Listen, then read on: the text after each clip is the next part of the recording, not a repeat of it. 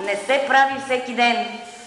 Аз ходя от 30 години по басейни и смело мога да ви кажа, че това ще бъде най-модерният басейн. Абсолютно. Това го потвърждава Българска федерация по плувни спортове, госпожа Таня Богомилова, и най-хубавото от всичко е, че на всички състезания, днес тръгвам за 4-то състезание, държавни шампионати говоря, всичките ми колеги казват докъде стигна басейна. Така че искам да ви кажа, че това е не само наша радост, това е радост на цяла България. И това е постижение не само за това ви благодаря, от мое име, от името на родителите, на децата.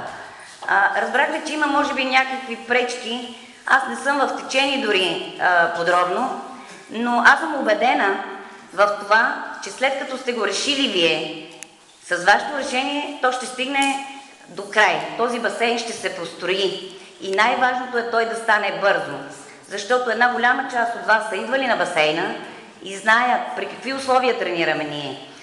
Ние сме спортисти и аз съм свикнала да не се оплаквам от условията, просто само ги констатирам.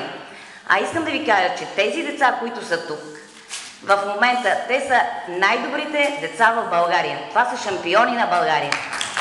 Много ви благодаря. Наистина ви благодаря за това. И това, което искам да кажа, че този басейн, тъй като ще бъде един от най-модерните, тук ще има изключително много състезания, държавни първенства, международни състезания, което аз смятам, че ще бъде добре за целия град.